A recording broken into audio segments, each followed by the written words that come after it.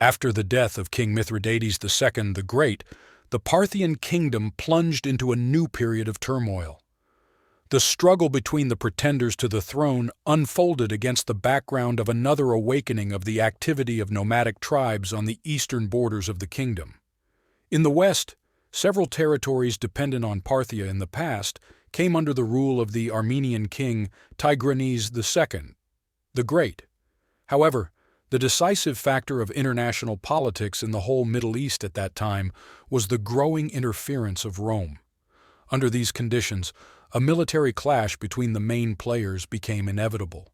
Parthian king Mithridates III ascended the throne after the death of his father Sanatruk, at the height of the war that Rome was waging against the Pontic king Mithridates VI Eupator and his Armenian ally Tigranes II the Great. Shortly before the Battle of Tigranes, Mithridates appealed to Mithridates for help, persuading him to strike the Romans from Mesopotamia to cut them off from their supply bases. Roman ambassadors, on the other hand, persuaded the king to abandon this alliance. Mithridates managed to remain neutral and take advantage of the weakening of his opponents. When his son-in-law Tigranes the Younger revolted against his father, the king of Parthia willingly provided him with troops and money. Tigranes II managed to defeat his son. He fled to Pompey and persuaded the commander to go directly to the royal capital Artaxata. Under the terms of the peace treaty, Tigranes II kept Great Armenia under his rule, and Pompey gave Gordiana and Sophina to his son. Tigranes the Younger, very dissatisfied with this outcome, began to complain loudly about the injustice. Eventually, the Roman commander ordered him to be put under arrest, and Gordiana was returned to his father. Mithridates was also unhappy with the partition, as he himself claimed Gordiana. When Pompey campaigned against the Iberians and Albanians, Mithridates tried to take these areas by force, but was driven out of Gordiana by Lucius Afranius. In the following year, Pompey imposed a treaty on both opponents, under the terms of which Gordiana was transferred to Tigranes, and Mithridates III retained Adiabena. Following this, the commander concluded friendly treaties and took under Roman patronage Abgarus, king of Osroene, and Antiochus I, king of Commagena, formerly dependent on the ruler of Parthia. The peace thus established did not suit either party. As soon as Pompey left with his army to the west, the war between the rivals flared up again. Eventually, the Parthians managed to take possession of the disputed territory of Gordiana, as well as occupy some areas of northwestern Mesopotamia with the cities of Nicephorium, Carrhae, and others. Soon, King Mithridates was killed by his sons Mithridates and Orad. After that, the brothers began to fight for power with each other.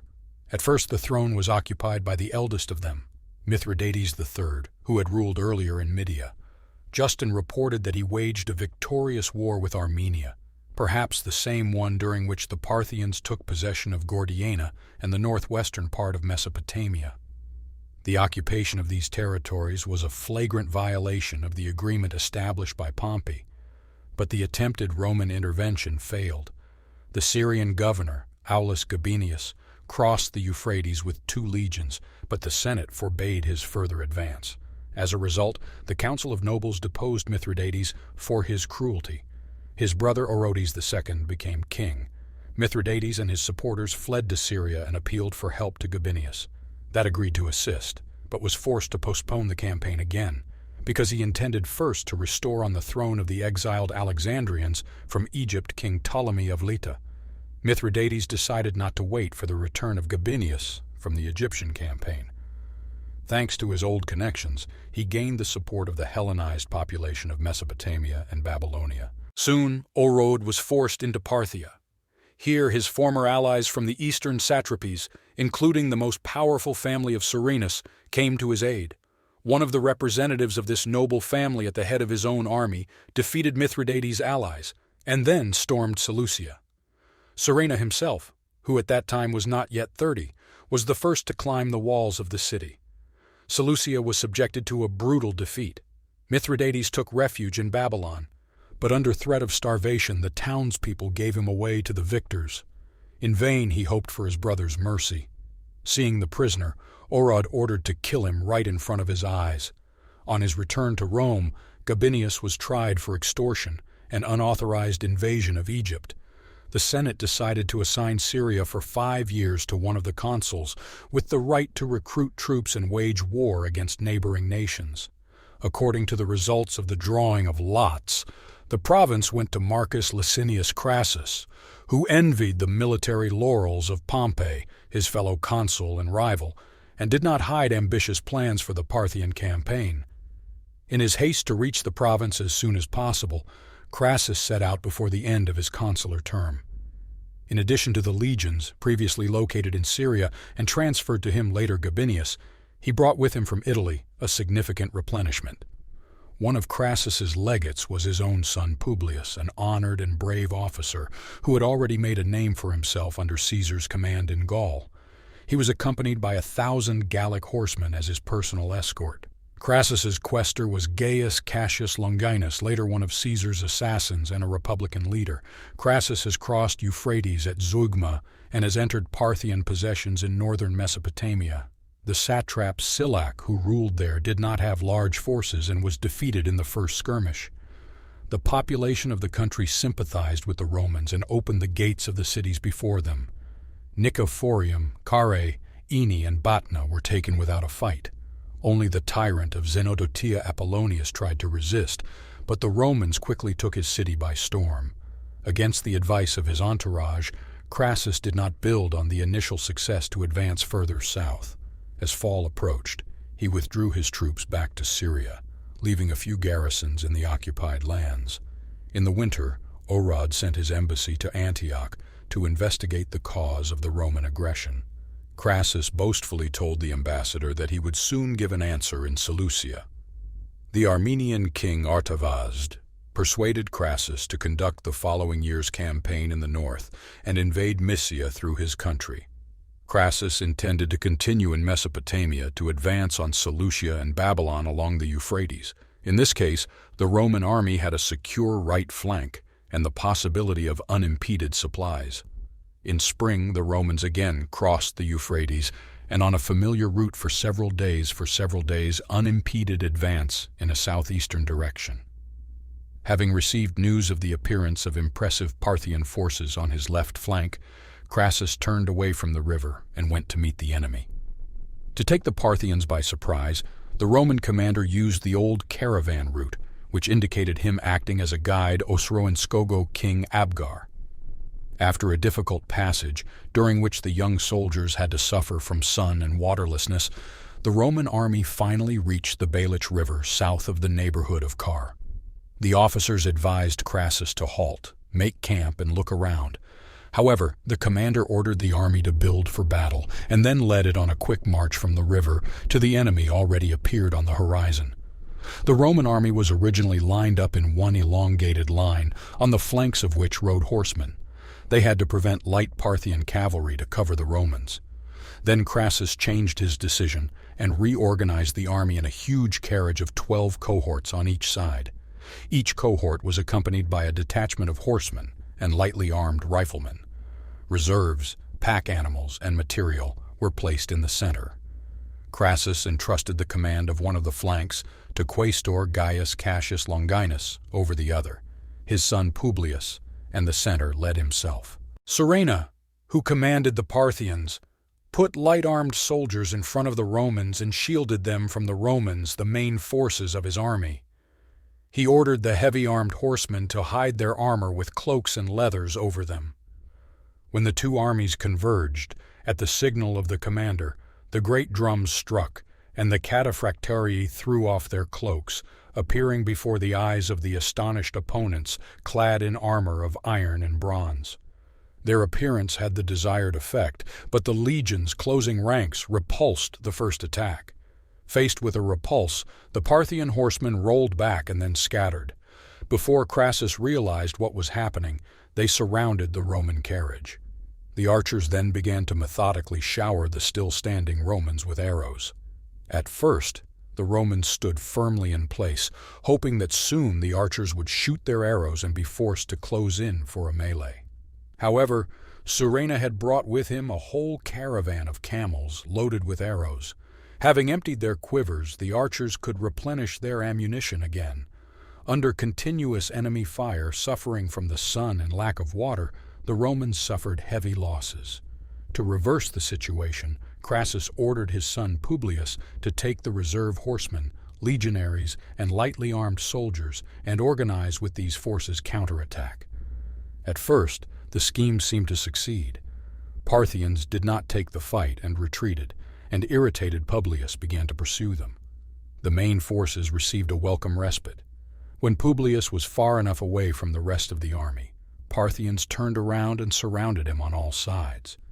No matter how bravely the Romans fought, they were all eventually slaughtered, with the exception of 500 men captured. Meanwhile, Crassus rebuilt the army and led it to his son's aid. The Parthians soon returned, carrying Publius's head raised on a spear. The bombardment resumed with the same vigor and continued until darkness fell.